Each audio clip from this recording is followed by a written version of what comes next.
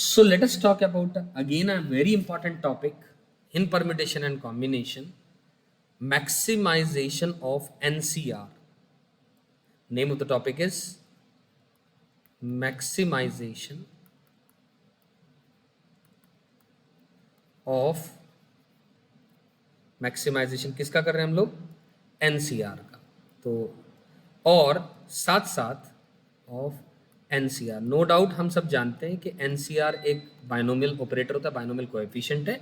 तो इसका maximization of NCR का एप्लीकेशन हम एक कॉन्सेप्ट पढ़ रहे हैं परम्यूटेशन एंड कॉन्सेप्ट के अंदर में, और उससे रिलेटेड उसका एक क्वेश्चन करेंगे, right? So let us talk about it. तो मैक्सिमाइजेशन ऑफ एनसीआर, इसके अंदर में हम क्या पढ़ रहे हैं? मैं एक चीज लिख रहा हूं, उस बात को समझने की कोशिश करिएगा। NCR is maximum, NCR is maximum if, कब? R is equals to n by 2 if n is even, if n is even, and R is equals to n minus का 1 by 2 और n plus 1 divided by 2 if n is odd। ये result होता है। आया कैसे, ये हम figure out कर सकते हैं। I am repeating again, NCR maximum कब होता है भैया? जब n इवन होगा तो r की वैल्यू n by 2 होगी, n ऑड होता है तो r की वैल्यू n माइनस का 1 by 2 या फिर n प्लस 1 by 2। इस बात को समझने के लिए हम एक एग्जांपल ले सकते हैं कि NCR अगर मैक्सिमम वैल्यू है तो अपने अगले और अपने पिछले नंबर से या बाइनोमियल कोएफिशिएंट से तो बड़ी होगी। लेट अस से मैंने n की वैल्यू 12 ले ली, तो 12CR कंफर्म है। इससे पहले वाला बाइनोमियल कोएफिशिएंट क्या होगा? 12CR माइनस 1, और 12CR अपने अगले बाइनोमियल कोएफिशिएंट से यानी 12CR प्लस 1, इससे भी बड़ी होगी, करेक्ट? इसको अगर आप सिंप्लीफाई करेंगे using n factorial upon NCR का मतलब n factorial upon r factorial n minus r factorial, simplify करेंगे, इसको सॉल्व करके वैल्यू आएगी r less than 13 divided by 2, और इसको सॉल्व करेंगे तो वैल्यू आ जाएगी r is greater than 11 divided by 2, correct? अब हम जानते हैं r तो एक होल नंबर होता है, इन दोनों का इंटरसेक्शन लिया जाएगा, तो यहां से साफ साफ पता लग रहा है r की वैल्यू क्या आएगी? 6 आएगी। तो मैंने यही कहा था, अगर n की वैल्यू 12 ली हमने जो कि एक इवन नंबर है, तो r की वैल्यू n by 2 यानी 6 के लिए वो NCR की मैक्सिमम वैल्यू आएगी, और वो आ गई। ठीक इसी तरीके से n को ओड के लिए भी अपन लोग चेक कर सकते हैं, करेक्ट? अब इंपॉर्टेंट है, जैसा मैंने कहा था NCR मैक्सिमम कब होता है, ये तो बात पढ़ ली। अब हम एक सिंपल सा एक क्वेश्चन करते हैं और इसका एप्लीकेशन पढ़ते हैं परम्यूटेशन एंड कॉम्बिनेशन के अंदर में।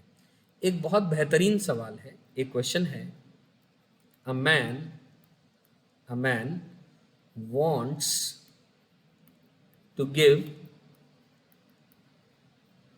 as many, ध्यान से समझिएगा इस क्वेश्चन को, as many number of parties as he can out of his 20 friends। I am sure यहां तक तो बात सभी को समझ में आई होगी। पार्टी करने की बात हो रही है, दोस्त ने देनी है, हमने नहीं देनी है, तो वैसे भी समझ में आएगी बात, ठीक? बाय कॉलिंग द, इस कंडीशन को ध्यान से समझिएगा, same number of people, by calling the same number of people but not the same group. I am sure इस बात से भी आप समझ गए होंगे क्या कहना चाह रहा हूं। How many should he call so that the number of parties is maximum, मतलब क्या है इस बात का? मैं आइए, वैसे तो आप समझ गए होंगे लेकिन फिर भी मैं बता देता हूं। एक पर्सन है, ज्यादा से ज्यादा पार्टीज देना चाहता है, उसके 20 दोस्त हैं, कंडीशन ये है सेम नंबर ऑफ पीपल को बुलाना है, सेम ग्रुप को नहीं बुलाना है। मान लो उसने सोचा 4 लोगों को बुलाना है, तो हर बार 4 को नहीं बुलाना है, उन्हीं 4 को तो बुलाना है। ABCD को बुलाएगा पहली बार, फिर उन्हीं ABCD को बजाय हो सकता है CDEF को बुलाएगा वो, राइट। तो कितनों को बुलाए, सवाल वो है how many should he call so that the number of parties is maximum. ऐसे दोस्त कहाँ मिलते हैं, ज्यादा से ज्यादा पार्टी देना चाहता है वो पर्सन। तो ठीक है, कोई बात नहीं। तो क्या करा जाए, इस क्वेश्चन का सॉल्यूशन क्या होगा, सोच के देखें आप। इस क्वेश्चन का सॉल्यूशन होगा दोस्तों कि मैक्सिमम पार्टीज देना चाहता था, तो 20 लोगों में से लेटस से R लोगों को उसने बुलाया। 20 लोगों में से लेटस से R लोगों को उसने बुलाया, और 20CR is the number of ways to select the friends and call the friends for a party। तो जितने तरीके R लोगों को सेलेक्ट करने के, उतनी ही पार्टीज हो जाएंगी। So this is number of parties. I am sure आप समझ पा रहे हैं इस बात। 20CR is the number of parties. अब ये मैक्सिमाइज करनी है। अब पार्टीज को मैक्सिमाइज करने के लिए अब n जो है 20 है, यानी इवन है, तो देयरफॉर R की वैल्यू 10 होगी। तो इसका मतलब दोस्तों आंसर कितना आ गया, 20C10। This is a simple question to understand the concept of maximization of NCR and its application in a problem in permutation and combination। एक और सवाल करते हैं, आई एम श्योर फिर आपको ये बात समझ में आ जाएगी आसानी से। There are 2n letters which are either A's और B's, या तो A है वो या वो B है, ठीक है ना। 2n लेटर्स हैं, अल्फाबेट्स की बात हो रही है। फाइंड, हमने क्या करना है, फाइंड करना है द मैक्सिमम,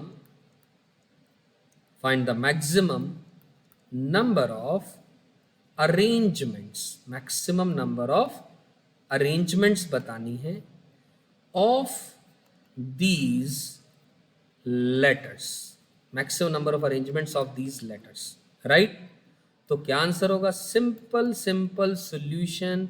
हमने क्या कहा, 2n लेटर्स हैं, लेटर्स से इसमें से कुछ A हैं और कुछ B हैं, तो कितने A हैं और कितने B हैं हम मान लेते हैं।